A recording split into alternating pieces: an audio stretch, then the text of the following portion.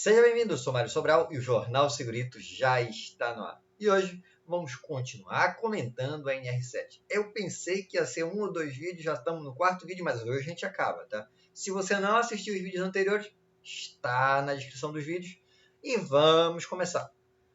O item que eu parei foi o 763. A organização deve garantir que o médico responsável pelo PCMSO considere, na elaboração do relatório analítico, os dados dos prontuários médicos a eles transferidos, se for o caso. Então, lembra que vai ter um relatório, né?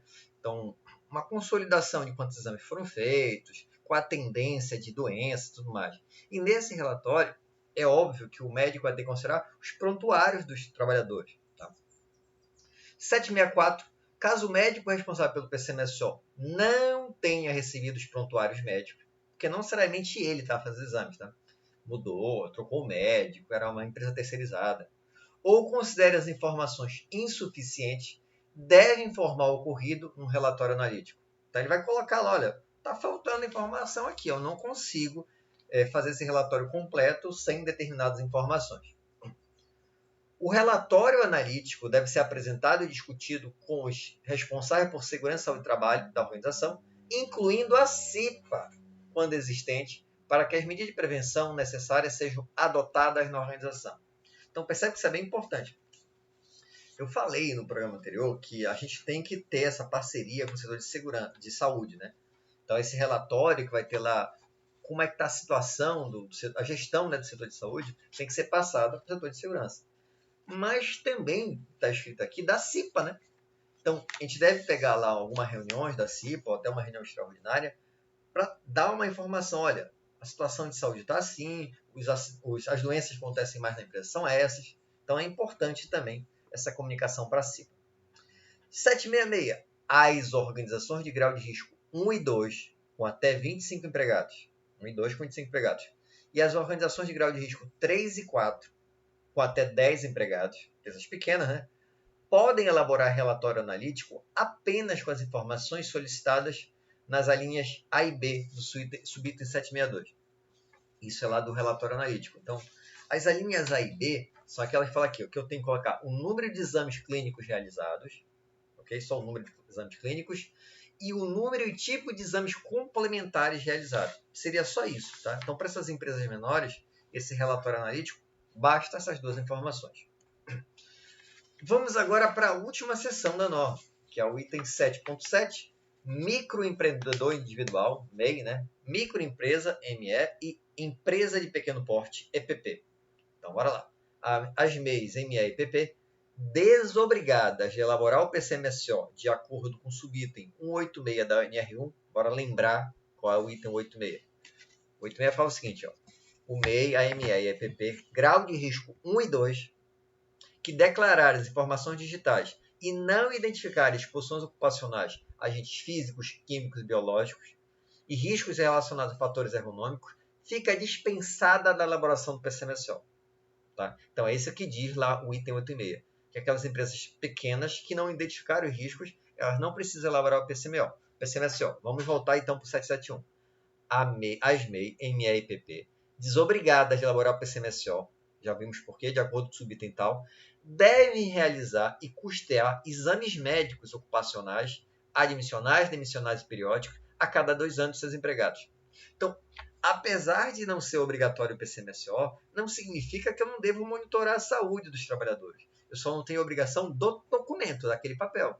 Mas esse monitoramento continua. Tá? O item seguinte.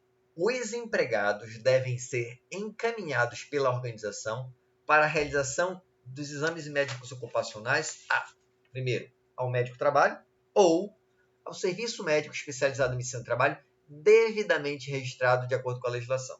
Então, funcionará dessa forma e a organização deve informar ao médico do trabalho ou ao serviço médico especializado que está dispensada da elaboração do PCMSO de acordo com a NR1 e que a função que o empregado exerce ou irá exercer não apresenta riscos ocupacionais.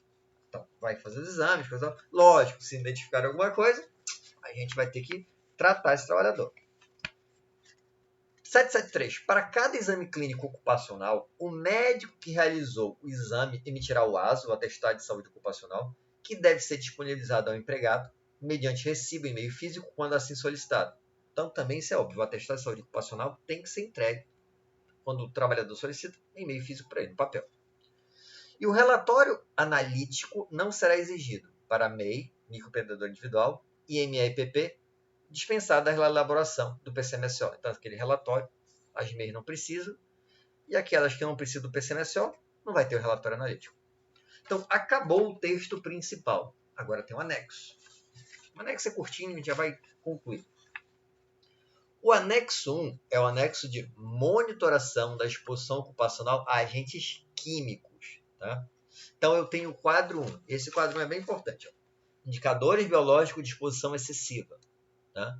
E aí ele tem um asteriscozinho que significa o que? Esse EE, que é indicador biológico de exposição excessiva, vai ter assim, IB, que é indicador biológico, e o EE, que é de exposição excessiva. Então, são indicadores de exposição excessiva aqueles que não têm caráter diagnóstico ou significado clínico.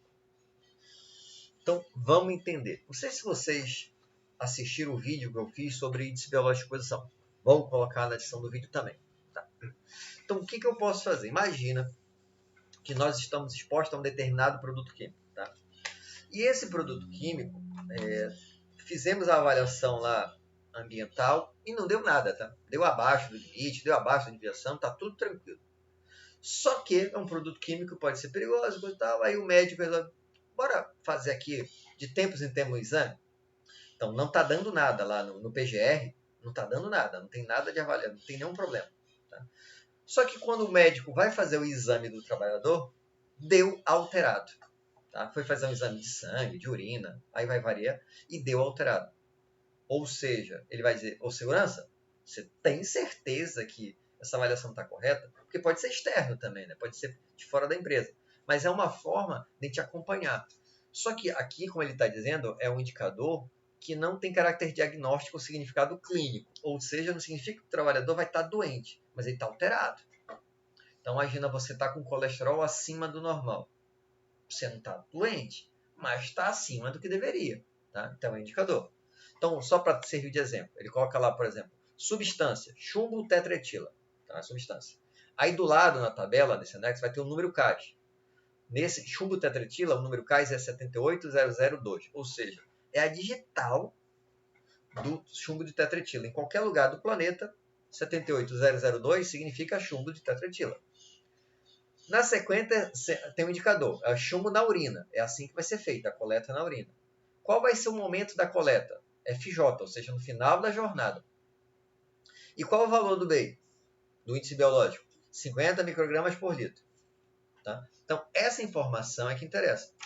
Ele vai fazer a coleta da urina no final da jornada, vai mandar para o laboratório e vai ver, está acima desse valor? Ih, rapaz, está estranho, hein? O trabalhador não está doente, mas esse valor significa que pode ser um problema. Segurança, dá uma olhada aí. Está abaixo? Então está tudo tranquilo. Esse é o quadro 1, tá? Tem também o quadro 2. O quadro 2, indicadores biológicos de exposição com significado clínico. Agora, acabou que já está doente, talvez, né? Provavelmente. Então, como é que... Vou dar um exemplo aqui, ó. Cádmio e seus compostos inorgânicos. Essa é a substância. Número CAD, 744043-9.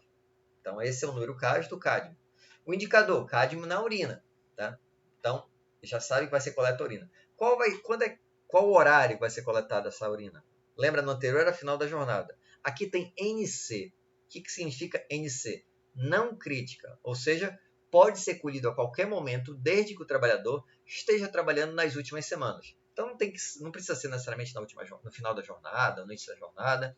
Tá? Só interessa que ele esteja trabalhando. Aí vai ter o valor do BEI, 5 micrograma por grama. Aí tem creatina, não sei se é creatina, não. Ok? Mas é o índice biológico. E se estiver acima disso, o trabalhador está com problema já, tem significado clínico. E se estiver abaixo disso, não é um problema. Tá? Então percebe que ele te dá algumas informações importantes. Tá? E como a gente está falando de saúde, eu vou indicar um livro aqui, da área de saúde também. Ó. Autor e organização, Paulo Roberto Zétula. O livro é o Tratado de Gestão em Saúde do Trabalhador. Esse livro é da editora Ergo. Tá? Então é um livraço que vai falar, eu li só um pedaço, ainda falta um bom caminho, mas já li um bocado. Né? E aí é um livro sobre gestão da área de saúde. Eu sei que a maioria de quem me segue aqui é da área de segurança, mas é bom a gente ter esse entendimento da área de saúde também. Espero que tenham gostado. Se gostaram, já sabe, né? Curte, compartilha. E tem alguma dúvida ou sugestão de pauta? É só colocar aí embaixo nos comentários ou mandar um e-mail para sobralj@hotmail.com. Um abraço.